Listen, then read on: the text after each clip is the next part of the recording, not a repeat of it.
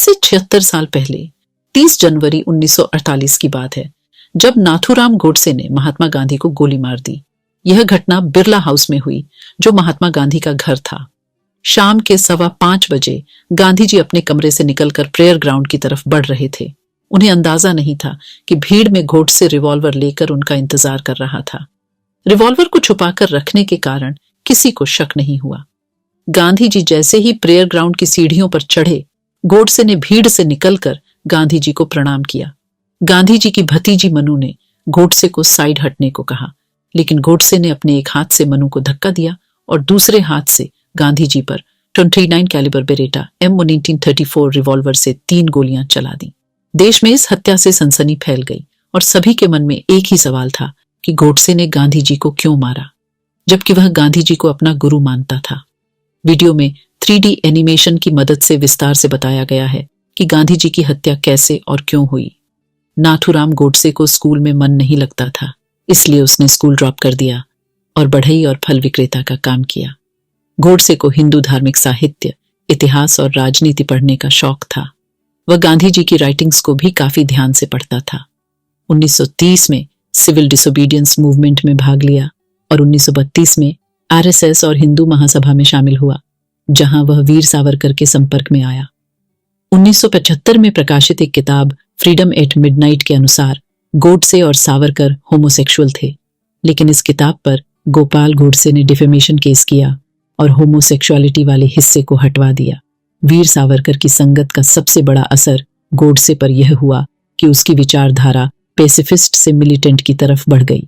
धीरे धीरे गोडसे के मन में गांधी जी के प्रति दुश्मनी बढ़ती गई, क्योंकि उसका मानना था कि गांधी जी ने अखंड भारत के कॉन्सेप्ट को कमजोर कर दिया था। 1942 तक गोडसे गांधी जी का भक्त था, लेकिन 1942 से 1948 तक उसने गांधी जी से नफरत करना शुरू कर दिया। 30 जनवरी 1948 की सुबह 7 बजे गोडसे बॉम्बे से दिल्ली रेलवे स्टेशन पहुंचा। उस दिन बिरला हाउस में गांधी जी सुबह 3:30 बजे उठे और अपनी प्रार्थना सभा के बाद 4:45 बजे फिर से सोने चले गए। सुबह 8 बजे वह उठकर अपने नॉर्मल रूटीन में लग गए। गांधी जी अपने ब्रह्मचर्य को साबित करने के लिए अपने इनर सर्कल की महिलाओं के साथ सोते और नहाते थे, जो उनके ब्रह्मचर्य को साबित करने का तरीका था। 30 जनवरी 1948 का पूरा दिन गांधी जी ने अलग अलग मीटिंग्स में बिताया। नाथूराम गोडसे और उसके साथी नारायण आप्टे और विष्णु करकरे गांधी जी की हत्या के मास्टरमाइंड थे।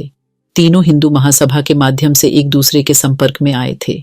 उन्होंने अपनी योजना को अंजाम देने के लिए गोडसे को खाकी बुश जैकेट और ब्लू ट्राउजर्स पहनाए। गोडसे ने अपनी बेरेटा पिस्तल में गोलियां भरी और प्रार्थना सभा के लिए तैयार हो गए। गांधी जी 5 बजे प्रार्थना सभा में जाने के लिए अपने कमरे से निकले, लेकिन वह 15 मिनट लेट हो चुके थे। गोडसे और उसके साथी बिरला हाउस में भीड़ में घुल मिल गए।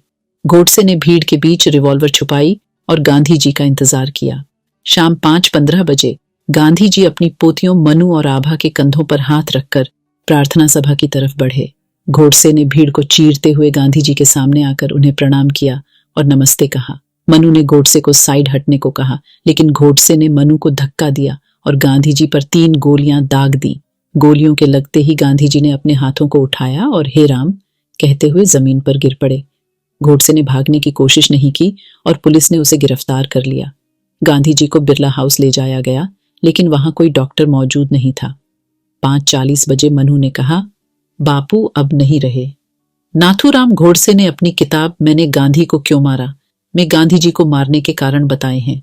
गोडसे का मानना था कि गांधी जी ने राष्ट्रीय आंदोलनों को अपने मन के हिसाब से शुरू और बंद किया, जो गोडसे के अनुसार एक बास्टर्ड भाषा थी।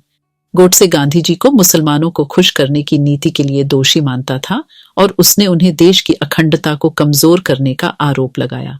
गोडसे के अनुसार गांधी जी के कारण ही देश का विभाजन हुआ और उन्होंने अपने न्यूज़पेपर हरिजन में लिखा था कि भारत एक संयुक्त परिवार की तरह है, जिसमें किसी भी समूह को अलग होने का अधिकार है। गांधी जी की इन बातों से गोडसे को गहरा आघात लगा। गोडसे का मानना था कि गांधी जी की नीतियों ने देश को नुकसान पहुंचाया और इसी कारण उसने गांधी जी की हत्या कर दी। अगर आपको हमारा वीडियो पसंद लगा हो तो चैनल को सब्सक्राइब करिए